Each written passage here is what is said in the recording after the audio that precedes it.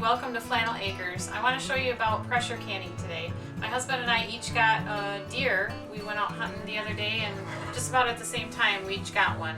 So we've got some venison that we're processing right now, and I like to can a lot of that. There's a couple of advantages to doing that over freezing like ground venison.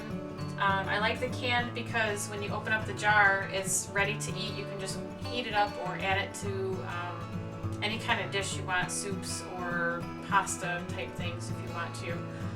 Also, there's a lot of the white stuff in the meat, like gristle or fat or connective tissue, and the pressure canning will take care of a lot of that. It'll basically soften it so you don't even notice it's there anymore.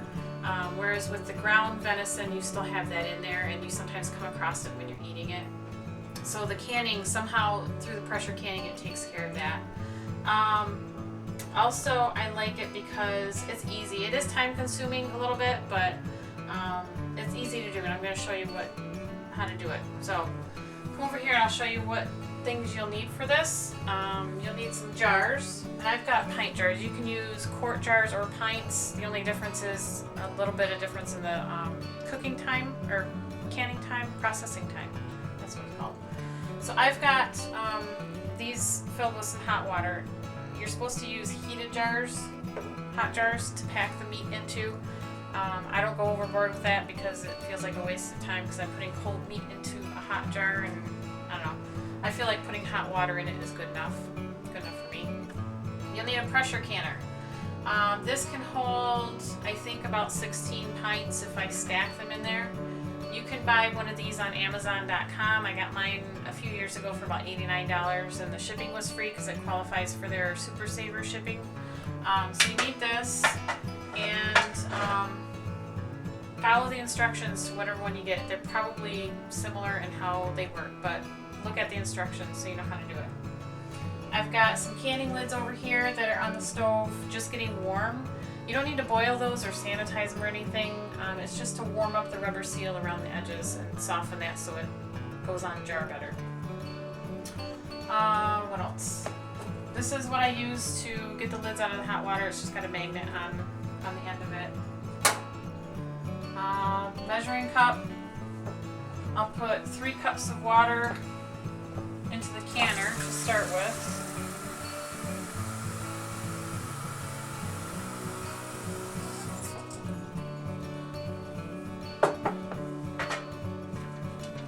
There's this little, it's like a rack, so the jars don't sit directly on the bottom of the canner. So that goes in there. And 3 cups of water. And I turn on the heat to get that going so it's hot when I'm putting the jars in. So just over medium heat for that is fine. Got a bowl of meat here. This is a venison that we processed today, just some of it. This is a very small portion of it because we have 2 deer. And they're just in little chunks, bite-sized chunks is all you need. You don't have to get fancy, or they don't have to all be perfect or even or anything, just chunks so they fit into the jar easily. You'll need this jar grabber, whatever. This thing to get the jars out of the hot canner when you're done. Measuring spoons. In each pint jar, I'm going to put a half a teaspoon of salt, and that's optional. You don't have to put any salt in it at all. I think quarts get a full teaspoon of salt. You'll need the rings for the jar lids, and I made this holder to keep them all together, and it works really well. I just used some of that plastic, I don't know what it's called, craft stuff. I don't know. It's bendy, and you can make stuff, like with yarn, like stitching it together with yarn. I don't know what it's called. Some kind of plastic fabric. Anyway, I just made a roll of it and zip tied it together, and zip tied a ring on the bottom so that one doesn't come off, and that catches the rest of them. So they all stay together in one spot. You may or may not want a funnel for this. That just keeps the mess off from the rim of the jar when you're filling it. So that's optional. And I think that's it. So we'll get started and I'll show you how to put this together. It's super easy. You can do this. So we get a jar, empty the hot water out. Just start packing the meat into the jar.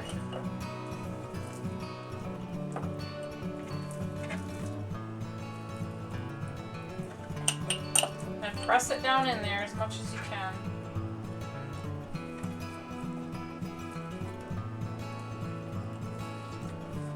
When this is done and it comes out of the canner and you go to open it up and use it for stuff, it's just like roast beef. It pulls apart, it's really tender, and it tastes just like roast beef. It's really good. There's no gamey flavor to it at all. So you want to put the meat in there and just kind of really mash it in there good. And you want 1 inch headspace, which is the amount of space at the top of the jar that's not filled. And 1 inch headspace is right about to here. And that's where I filled it. And at this point you can put the salt in if you choose. I choose to because I like it that way. And that's it. A lot of things that you have to put some kind of liquid, or like if you're doing fruits, some kind of sugar syrup. But with the meat, you don't have to put anything else in here. This is it, just the meat. It'll cook in its own juices, and when it's done, you'll see the liquid in there, and that's all that it'll be, is just the meat and its own meat juices, and very, very little fat. So let me wash this off my hand.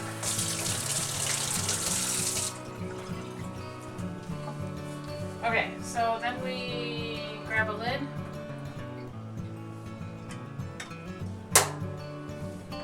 And a ring. See, the jar's already cold, so I don't know why I heat them. But you don't want to over tighten this, just enough to so it feels like it caught, and that's it. And then put it in the canner. And then I'll continue filling these up, and then I'll show you what to do next. Before I forget, there was another advantage to canning venison over freezing it. If you can it, it'll stay good probably almost forever. If you freeze meat, you probably know it'll get freezer burn and not taste as good after, I don't know, a year or so. But if you can it, it stays good a long time. This jar, I didn't have enough to quite fill it, so if you have one like that, just put some hot water in it.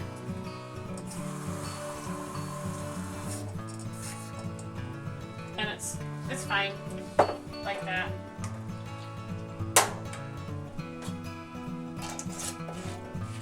Okay, that's the last one going in. I've got 3, 6, 7 pints in there. And I'll likely have many more with all the venison that we have. And I'm also planning to do venison stew, which is like beef stew. It goes in the pressure canner too. Really easy to do. Tastes really, really good. Better than the canned beef stew that you can get at the store. You know, like the really good stuff. It's better than that. So anyway, I've got these in here, and the lid goes on.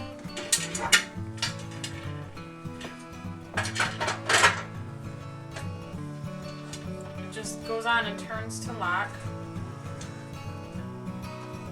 Now this is the vent hole, and I'm going to let that vent for 10 minutes. And after that,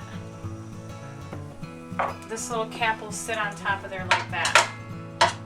And then we wait for it to come up to 10 pounds pressure on the dial there. I usually let it hover between 10 and 12 just to be on the safe side. Pints, it has to stay at least 10 pounds pressure for an hour and I think 15 minutes. Hour and 15 minutes. So quarts would be an hour and 30 minutes. Not much different. So that's what we're gonna do. I'm gonna let that vent, put this on, let it come up to pressure, time it for an hour and 15 minutes, and then I'll be back to show you what to do after that. See you in a bit. Okay, pressure is up to 10 pounds, so we can start timing.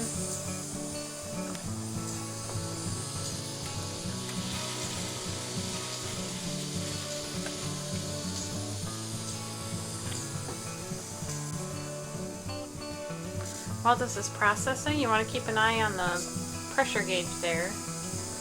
see it's a little bit above 12, it's almost 13 pounds, and I want to bring that back down, so I just adjust the temperature of the flame and keep an eye on that so it stays in the range throughout processing. Alright, so the processing time is done. An hour and 15 minutes has passed. So what we do next is turn off the flame and we wait. The pressure needs to come down on its own. We're not going to touch anything right now, we're just going to let it sit. And the amount of time that that takes depends on how many jars you have in there. I can't remember how long it takes, maybe, I don't know, 20 minutes, half hour, something like that. But when this little button here goes back down, then we can take this off and open up the canner and just let some of the steam out before we take the jars out. So I will come back when that little button goes down. See you in a few. Okay, so the pressure's come down on its own, and it only took about 15-20 minutes. And you can see this little button went back down. So now we can take this off. You can hear that steam coming out a little bit. I'm just unlocking the lid there. I'm going to prop it just a little bit, like that. Okay, I'm going to let that sit for probably 5 minutes or so, just to let some of that steam out before I take the jars out. Alright, so we've got the lid off. I don't know if you can see in there or not, but the jars are sizzling hot still. They're kind of bubbling in there. So we're going to get our grabber tool. Very carefully pull these out. Try not to tip it. You put it on a towel that you put on your countertop, because these will sometimes ooze out the lids as they're sitting here, and that can take a little while before they settle down. So we'll just get the rest of these out. I'll leave a little bit of space in between them for even cooling and even airflow around them. And you'll hear those little pops. That's a good sign. That means the jar is sealing. See them bubbling in there. This one here in the front is not bubbling, and sometimes that means that the jar isn't going to seal. I don't know why that is, but just from experience, I would bet that that jar is not going to seal.